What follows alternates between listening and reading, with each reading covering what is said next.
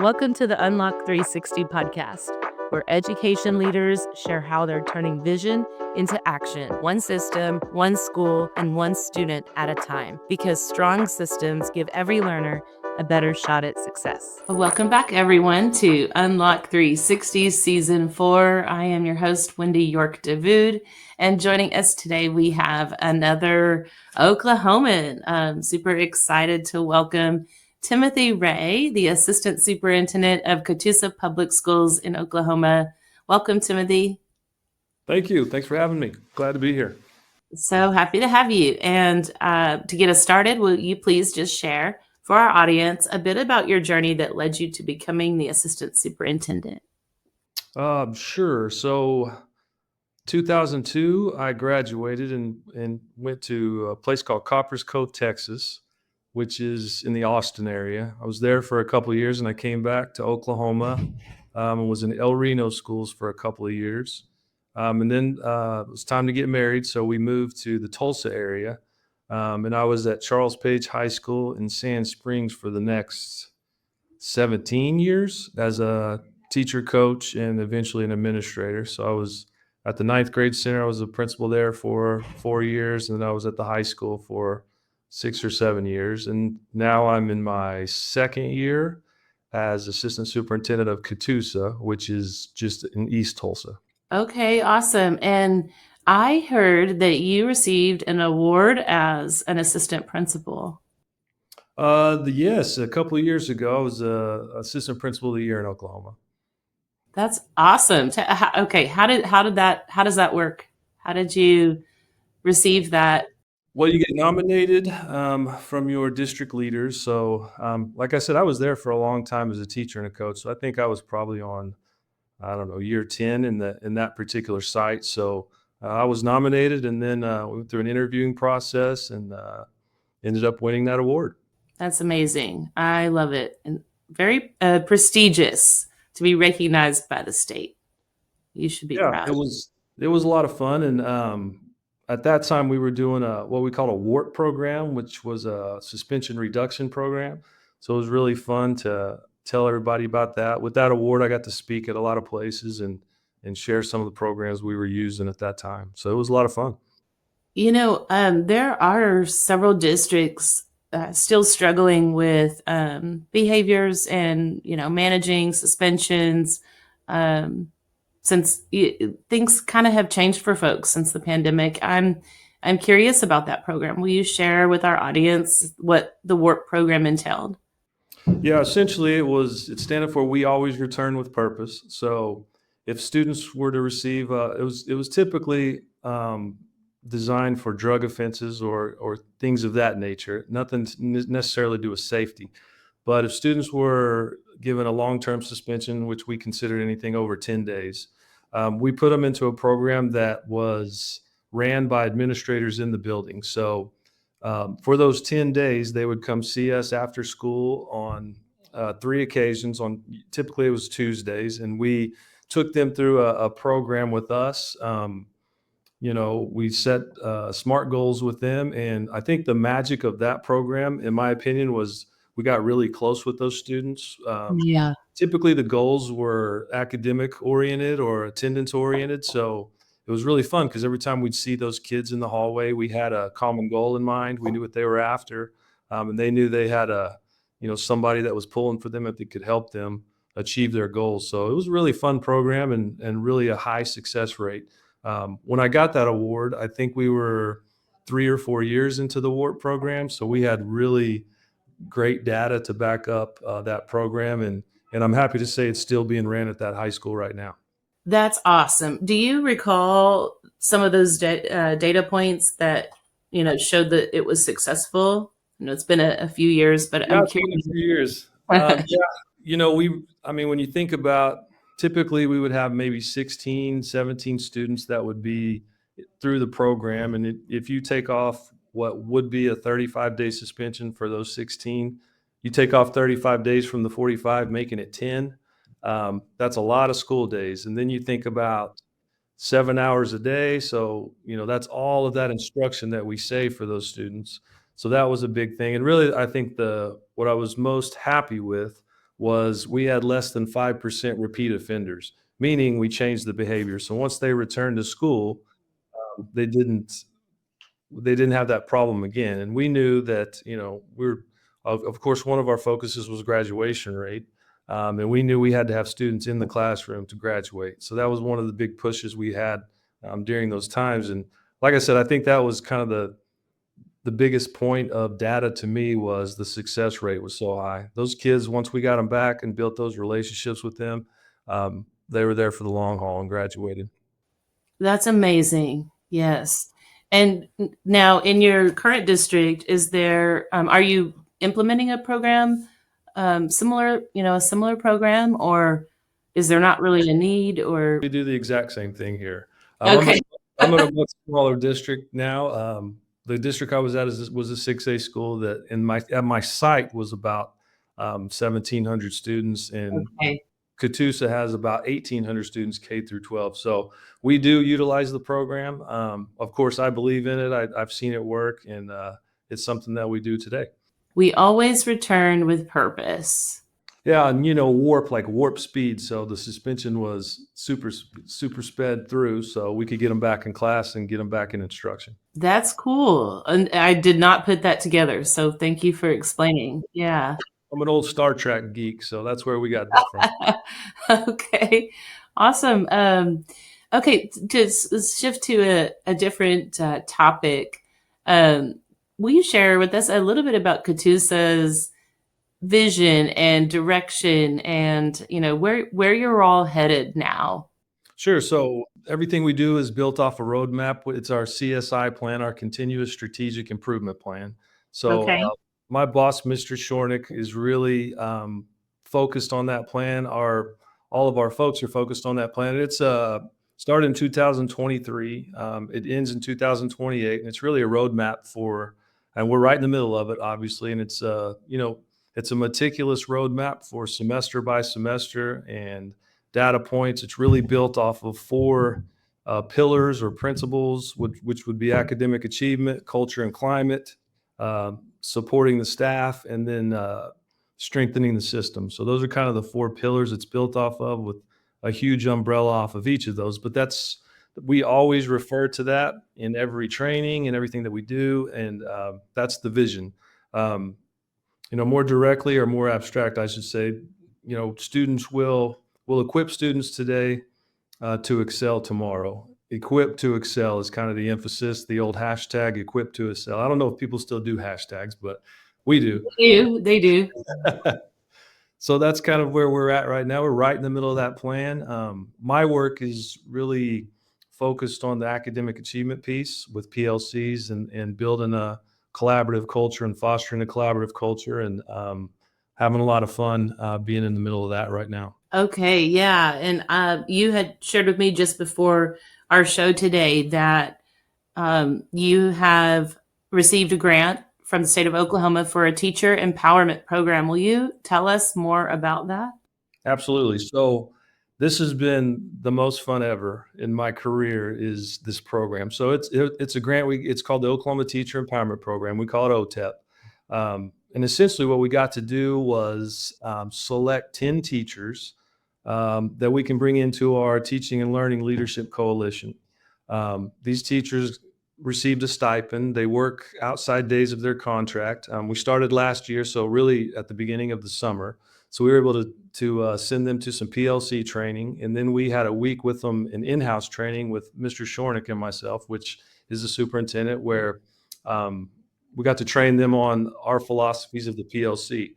So now we have these 10 teachers that are essentially in our building, still teaching classes, taking on leadership roles. These people are part of the site coalition teams. We have 3 sites, and they head those coalitions, and also they're PLC leaders in their subject areas. So that's been phenomenal program. It's fun to catch up with them all the time and work with them and collaborate with what they're doing at their specific sites.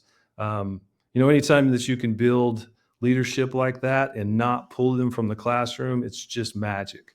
So it's been a lot of fun, and we're growing leaders around here that understand what we're trying to do. So it's I've just had a blast working with that group. So I am wondering, were these teachers that you already had, or were they teachers that you hired to bring in? So these were teachers we already had. So it was a selection progress. So they had to our program. So they had to apply, and then we went through the process of selecting 10 teachers. We have two designees. We have lead teachers, which we have 7 of them, and then we have master teachers, one at each site. And there was specific guidelines to apply for each of those designees, like tenure, years teaching, and so on and so on. But again, these are existing teachers that have been in our district. And again, it's just so fun to pull them out. And what I found is anytime you work with a group of teachers, it's exciting. But when you can pull them out and give them leadership roles, it's even better. So these folks are heading up our professional development in January. Um, and again, they're working their sites really hard with the PLC process. So it's been great. It's been fun.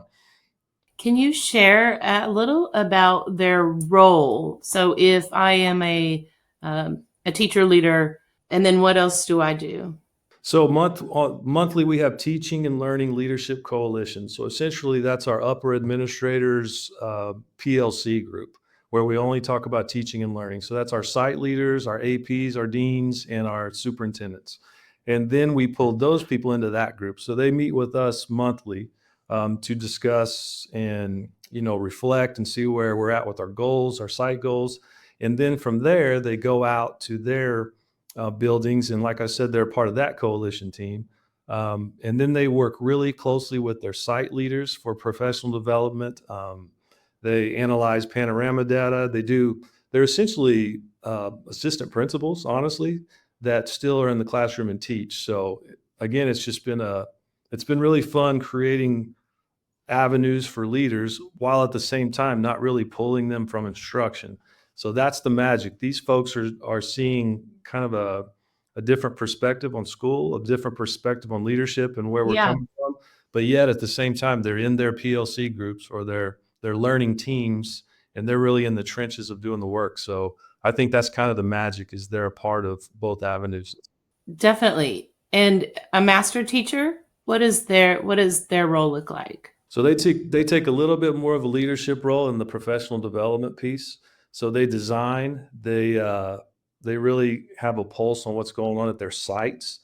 They take input from the professional learning teams, and then they again just work with the site leaders to create PD, to create content for their site meetings, and really all the training that we do. So our focus has been professional learning communities this year, and that's really what we've been focused on.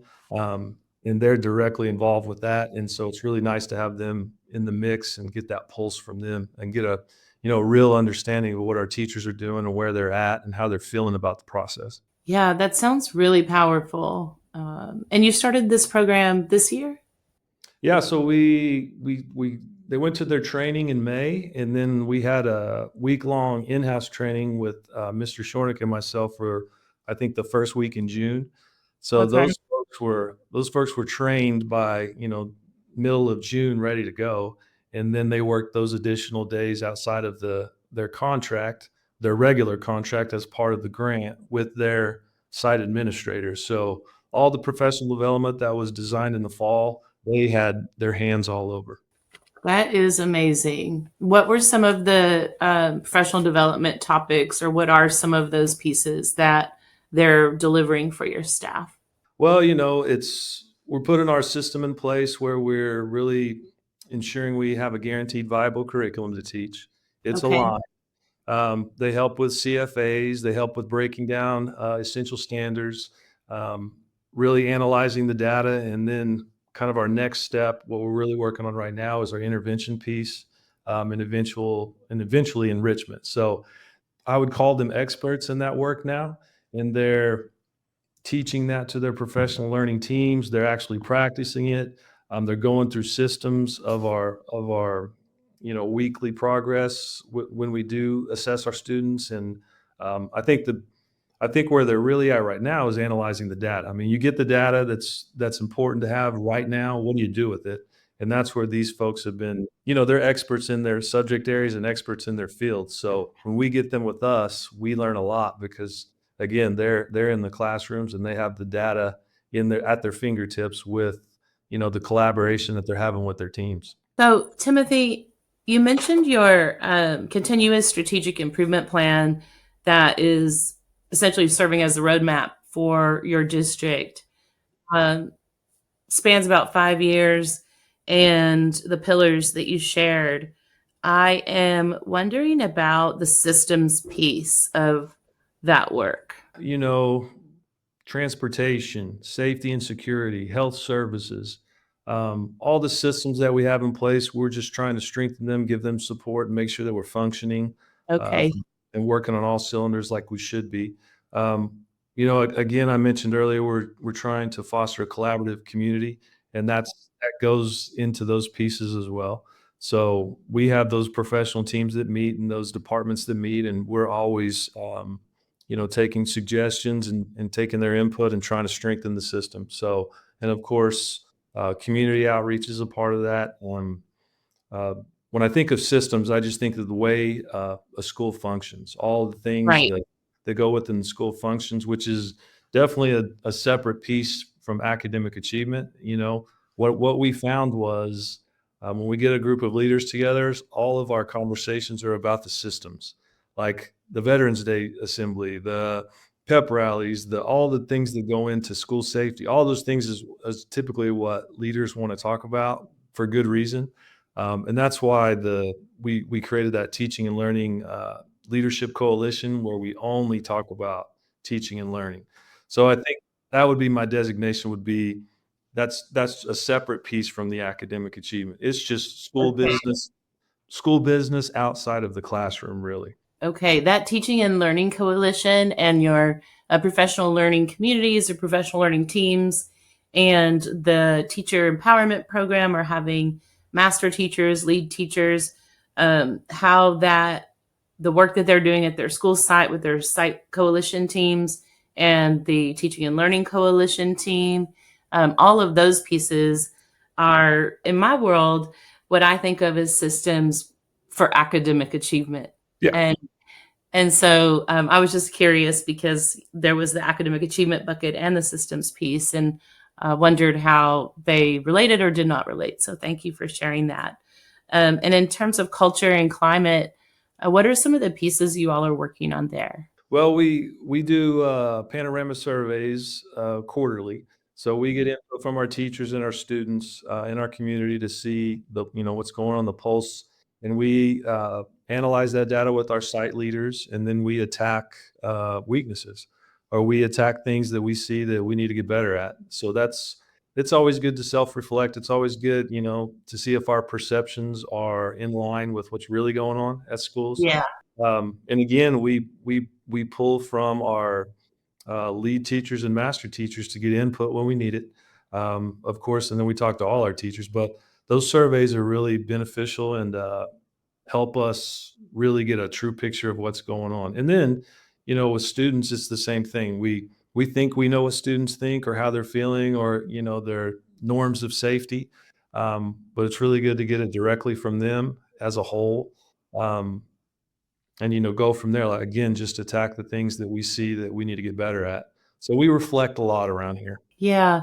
And for those listening that may not be familiar, Panorama, and Timothy, please add, shed some additional light on this if you can. But Panorama essentially collects information around social and emotional learning, and whether or not students feel safe, whether or not they feel they belong, do they have someone, an adult they can talk to, and gives some real good insight in those areas. Are there other pieces that you might want to add to that, Timothy? Not sure if I covered it all. No, I think you have. I think some of the questioning that I like or some of the input, I guess, that we get is, how they feel about their teachers, if they feel like their teachers are believe in them, believe that they can learn, believe that all students can learn at high levels. All those kind of things I think are important to perceive what students really are feeling. Um, we really all of the data is really good, but I think that's the piece that teachers value is how their students perceive them because we always I remember when I was teaching, I would try to talk to every student that walked by, and 50% of them I would think didn't want to have anything to do with me. But when you look at some of that data, they appreciate those interactions, even if they don't, show it on the outside. So things like that, I think, are of value to us. And teachers, you know, really look at that stuff because you see your bubble of students that you have in class every day, but you also see the population in full. Um, when you're on duty or, bus, cafeteria, bus duty, all those kind of things where you see kids that you may Yeah. not have in class, it's important to know kind of where the pulse of the site is at. And we break it down by the sites. We have an elementary site, a middle school site, and a high school site. Okay. Thank you for adding some additional light to that. I'm wondering, you're doing so many amazing things. All the things that I would recommend if I were in partnership with your district in terms of, in particular, the academic achievement area and using data to drive your practices in terms of culture and climate and academic achievement and developing those systems and teams that work together, empowering teachers and giving them voice in the work. Um, what are some of the challenges that you're all facing? Maybe challenges that you've recently overcome or challenges that, they're just a real part of the work that you're still working through. Well, change is hard. Change is hard when have taught for a long time, possibly, you get into a groove and you teach things that maybe you feel most comfortable with. I think a big hurdle for us, honestly, was um, teaching the same things at the same times and assessing the same things in a professional learning team. Um, Okay. yeah, that's a big hurdle because you have to, collaborate so closely, um, and you give up maybe teachers feel like they give up a little bit of autonomy at first, and they quickly see that they don't. It's really a nice roadmap to we're all teaching a certain skill. Let's say this week, we're all gonna assess a certain skill at the end of the week, and then we're all gonna use that common data to make decisions based off where our students are at. So I think once our folks started going through the cycles, they're starting to see that this stuff works. Um, and they see the value in the collaboration. I think it's really comforting to know that you're teaching the rigor that's appropriate that your professional team has decided on. And then I feel like there's a lot of support when it comes to interventions. Um, we don't all have the answers, but together when we work together, we have a lot more answers we're finding. So, those interventions, I think some of those interventions in the data has shown that this stuff works. So um, the buy-in comes in time. As school leaders, I know you feel this too. As school leaders, you know what to do. Um, you want it done quickly, um, Yeah. but it just doesn't work that way. When I was a building administrator, there was a lot of conflict and resolution, and it was quick. I could see resolution quick. I could see things happening quickly. Whereas in upper administration, it takes a little bit longer. So you have to be patient with these systems. You have to be patient with your folks. And it's a different way of doing things, especially if you've been kind of on your own island teaching in isolation for a long time. It's hard to ask you to join a team of colleagues and, you know, work so closely to build a curriculum, to teach a curriculum, and to make decisions based on how your students are doing right now. But that's the power, as we know.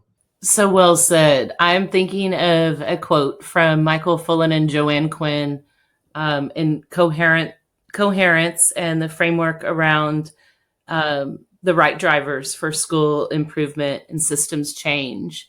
And there's actually a visual that goes with it, and it's a couple of fish bowls, and in one bowl you've got a whole bunch of goldfish, and in another bowl you might have one goldfish, but you can see like one or two starting to leap over. And the quote, which I won't get exactly right, but they say change is a process, not an event, and it's the role of the leader to manage the to manage the state from where you are now to where you're headed, and bring people along. So yes, it is tricky because you see, as a a leader, high level leader, you see what needs to happen, and it's like it seems simple, but it's not when you're shifting a whole culture of adults to new practices. Well, I think that's where we use those that coalition again. Those teachers, those Oh, empowerment teachers are so beneficial in that way. Um, I think the magic a lot of time of leadership is knowing when to push and knowing when to praise. And those folks have really helped us kind of get a feel when it's time to take the next step and when it's time yeah. to maybe take a step back and polish what we're currently doing. So that's the challenge. I wanna be where we're gonna be in 3 years right now, and that's always the challenge is to take a step back and let it happen. Absolutely. I always or I think of it as push and pull, but I'm curious, push and praise. Will you tell us more about that? Well, I used to work for a gentleman named Stan Trout, and we had a small leadership group at that time at that high school, and the 2 APs, myself and a gentleman named Mr. Biven were always wanting to go further, always wanted to push, always wanted to take the next step in the PLC process, always wanted to put in a WART program, or always wanting to, push our career pathways further, faster. And he had a really good um, feel for where our people were. And of course, he was out talking to the people and talking to the folks. And, so often as assistant principals, we were ready to go. We were ready to move and we were ready to push and we were ready to see our people. I think push is good sometimes, but sometimes he would take a step back and say, guys, it's time for us to praise what we're doing. Let's reflect a little bit. Okay. Let's look at some of the data here. Let's go in this next staff meeting and talk about how proud we are, what the data is telling us, how we're moving forward. It's time to praise a little bit, and then we'll get to the push when it's time. But again, in leadership, so often you just want to get in a hurry because you see where you want to go, Yeah. but you got to enjoy the journey. And I think the praise part is so powerful, and it's a reminder for us that what we're doing is working. It's just not something that happens overnight. It is so powerful. I actually remember I'm working last year with the superintendent of a district about your size in East Texas, and the work that had gone on in terms of developing these systems for academic achievement and improvement of teamness and feedback loops across school sites, within school sites, and between the district and the school sites was really amazing. And um, yes, there was more that needed to be done, and pieces that hadn't yet been figured out. Like, okay, we need to know where every kid is now in their reading level so that we can see if they made it by the end of the year. And we still don't have that piece yet because the assessment they were administering had not yet, all the kinks hadn't been worked out, hadn't been given. And so there was some frustration there, like, why don't we have this yet? I think this is like end of September. But there was also like, but wait a second, look what has happened. And I remember us talking about, I think people are feeling some pressure, and they're feeling the push, and they need to be recognized for what has happened so far. So I love that push and praise. That's a new way of thinking about um, leadership. And when you implement that sense of urgency, and when you just take a step back and say, wait a second, let's acknowledge what we have done here. Yeah, absolutely. So I am wondering about your district, and you know where do you see that you're headed in the future? You're coming up on, before you know it, 2028 um, will be here, Yeah. and where do you think you're headed to next? Well, I think I really like where we're at. I really like, again, that OTEP program. So that's something we want to continue and just kind of grow. Um, I see us putting in systems in place, especially the academic stuff that we're talking about, Yeah. that I feel like will outlive us, will outlive our tenure. These are best practices that work. Um, Yes. so I feel like, that's where I'm at right now. That's what I'm focused on right now. And I feel like we're in a place where those things just become not really what we do, but kind of who we are. That's Right. how we do business, and this is how we assess our kids, and this is how we know, we're results oriented, and we can see what we're gaining and what we need to focus on. So I really like the idea of these systems outliving us, culture outliving us. Um, I hope I'm here for 20 years, but year 21, 27, I hope it's the same things going on because it's successful. So I Yeah. see some momentum building, especially from the OTEP folks. I just can't emphasize how big of a coup that's been for us and how powerful it's been for us, and something that um, just kind of came to us when we got that grant. Um, it's built. So, that's where I see us. That's where I see our district going. And then, I think the results will take care of themselves eventually, and we're going to start to see big gains very soon. That's awesome. Is there a timeline on the funds that you're receiving in terms of you have 3 years and then you have to reapply, or how's it work? It's yearly, so we have to apply each year. And essentially, what we have to do is give a rationale for how we're using it to push forward our mission. And as you can see, our mission it ties directly into our academic achievement mission. Right. So it's pretty easy for us to do. I feel like we've gained so much traction and merit through it that I feel confident that we'll be able to sustain it. That's awesome.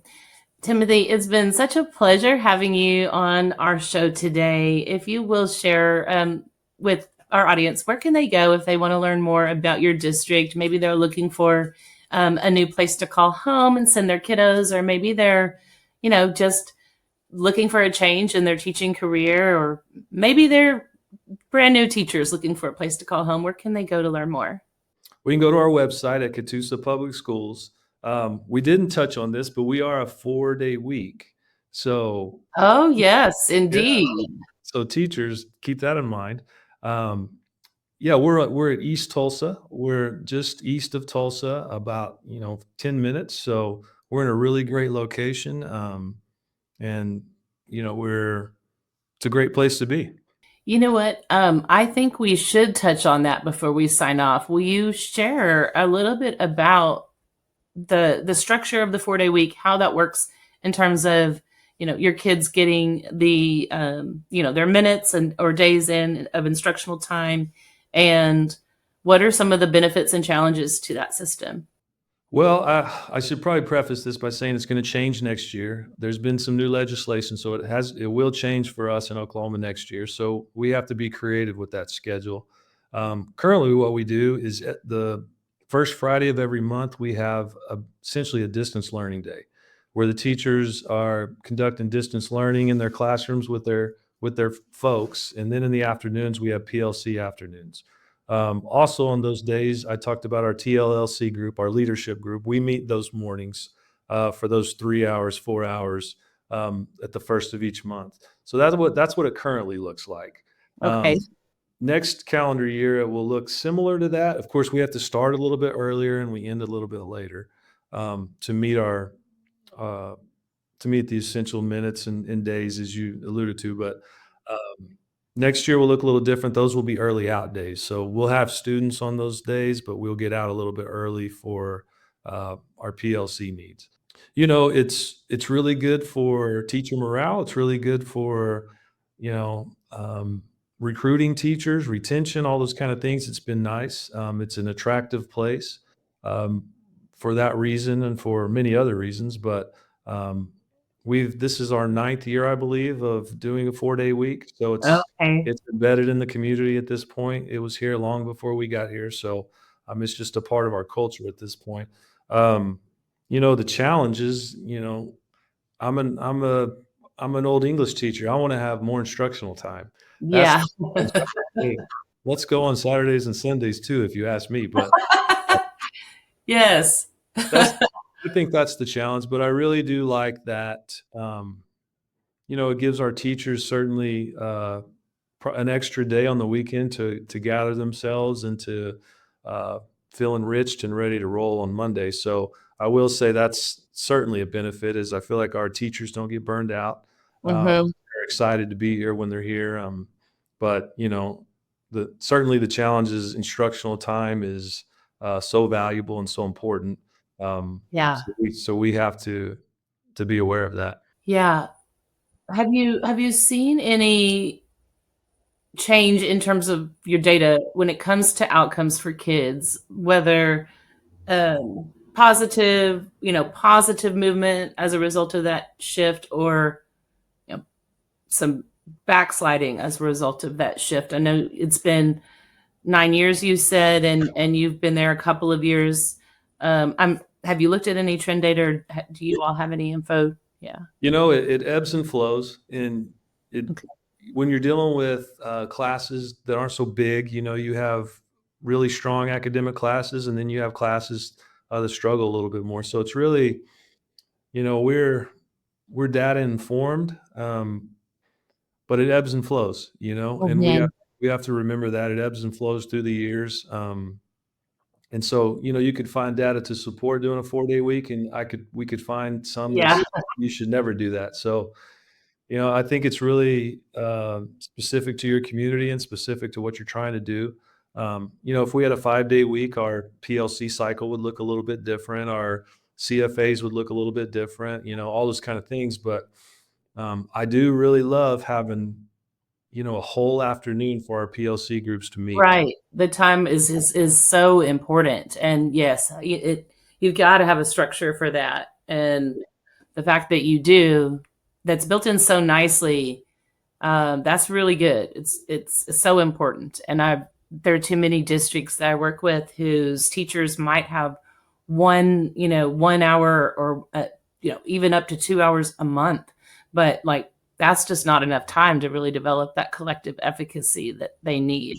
Yeah, and we certainly encourage or talk about or foster the idea of, you have those long PLC meetings on those uh the first Fridays of the month, but of course, our PLCs are ongoing all the time. Exactly. They're collaborating in the hallways, they're collaborating at lunch. Our I need to give kudos to our site leaders. They have implemented the schedules where their planning periods are the same time this year. So our folks are actually meeting scheduled meetings on their planning periods once a week as well. That's So awesome. and Yeah. that's all due to our site leaders' initiatives. So kudos to them for doing that. We require the first Friday PLC meeting, but really our teachers are meeting all the time. It's constant. And that's what we're after. That's the culture we're after. Absolutely. Yes. That's fantastic work. Um, so to end on something fun, just complete shift. We've got Thanksgiving just around the corner and the holidays following, and that can be a really joyous time, and it can also be a difficult time for some. But one of the pieces that I think is so important, as we try to live our lives and be the best humans we can be, is practicing gratitude. So just want to ask, what is something you're grateful for, and why? I'm grateful for because, and it can be anything: personal, professional, a person, a place, a way of life. Just curious. What are you grateful for? Well, initially, I think it's funny because I have 4 children. I have 4 kids, and we're all suffering from through the sore throat, kinda cold season right now. So I'm Uh-huh. thinking, "Oh, man, I really am thankful for my health." It amazes me how our bodies heal themselves, how you can have a sore throat and 3 days later you're feeling good again. So I'm just so grateful for that kinda stuff. And then professionally, when we talk about these subjects, I think about the mentors I currently have. My superintendent, Robert Shornick, is just a dream to work for and takes great pride in um, building leaders. So I'm so grateful for that. I mentioned Stan Trout earlier. He was my last boss, and it was just, how there's no replacing what you learn just by being around folks like that. Yeah.